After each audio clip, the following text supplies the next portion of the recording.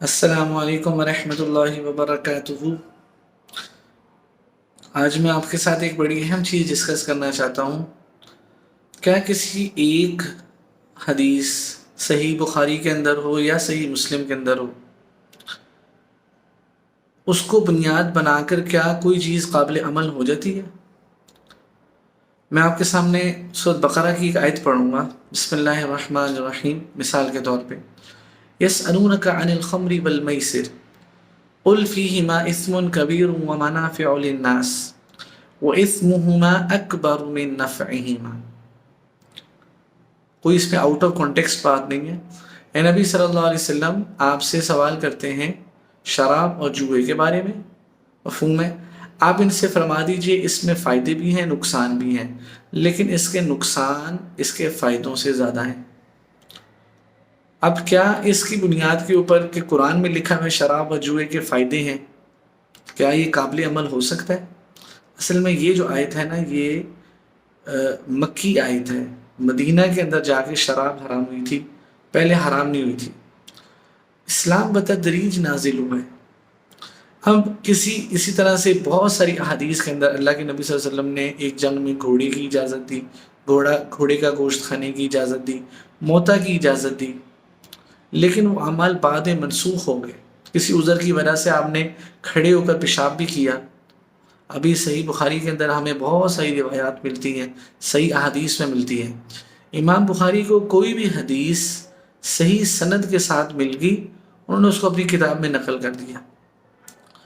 جب تک اگلی پچھلی احادیث سارے کے اوپر نظر نہیں ہوگی، تب تک ہم کسی چیز کو قابل عمل ڈکلیئر نہیں کر سکتے۔ اور احادیث کی بھی کیٹیگریز ہیں۔ ایک صحیح حدیث ہے، بہت سارے لوگ یہ سمجھتے ہیں کہ صرف صحیح بخاری اور صحیح مسلم ہی حدیث کی کتاب ہے۔ صحیح بخاری اور صحیح مسلم کے علاوہ بہت ساری احادیث کی کتاب ہے۔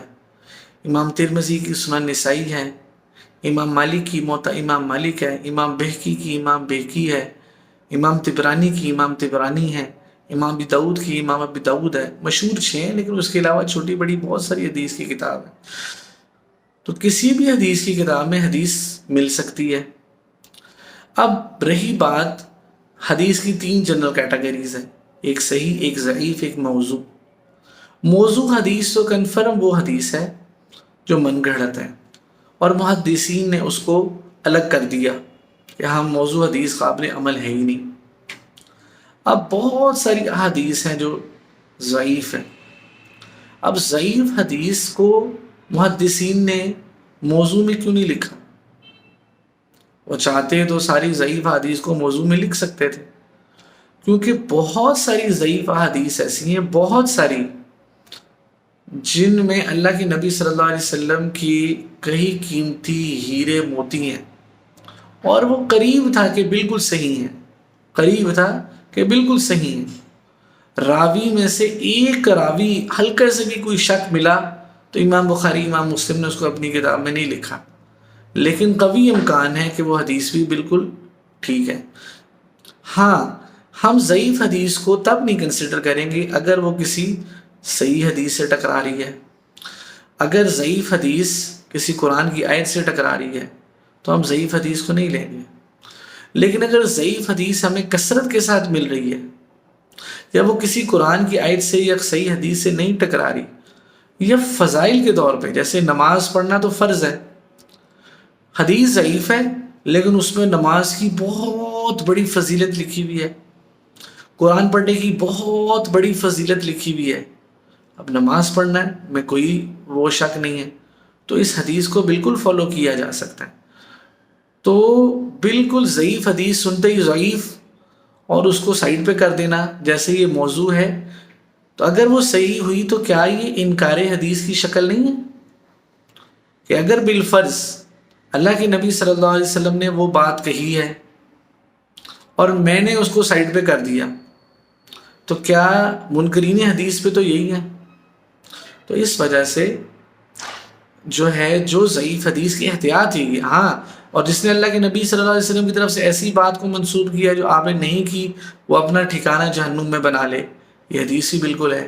اس لیے ضعیف حدیث کا اصول یہی ہے کہ اگر وہ فضائل کے اندر ہے تو اس کو سنا سکتے ہیں، تواتر کے ساتھ مل رہی ہے اس کو سنا سکتے ہیں، کسی صحیح حدیث سے یا قرآن کی آیت سے نہیں ٹکرا رہی تو اس کو سنا سکتے ہیں۔ اور بالکل ضعیف حدیث کو موضوع کی کیٹیگری میں لکھ لینا اور ہر ضعیف حدیث کو بالکل نہ لینا، یہ چیز بالکل غلط ہے۔ اللہ پاک سے دعا ہے، اور اس میں یہ بھی بات ہے کہ ایک چھوٹی سی بات میں اور ایڈ کر لوں کہ محدثین کی اس میں بہت بڑی ورکنگ ہے۔ اب ہم کسی ڈاکٹر کے پاس جاتے ہیں نا، ڈاکٹر کہتا ہے کہ بھی آپ کا ہارٹ کا مسئلہ ہے، آپ فلانی جو ہے نا دوائی کھائیں۔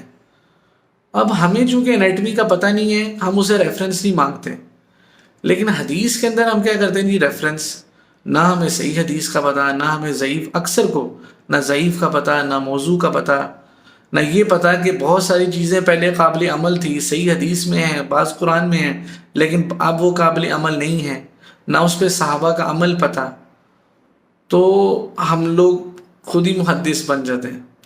تو اس میں اللہ سے ڈرنا چاہیے اور استغفار کرتے ہوئے احتیاط کے ساتھ چلنا چاہیے، اور کسی صحیح اسکالر سے جس کا حدیث کا علم پختہ ہو، اس سے جو ہے نا، یہ عالم دین سے، اس سے جو ہے نا یہ پہلے سیکھنا چاہیے کہ حدیث صحیح غلط موضوع کیا ہوتی ہے۔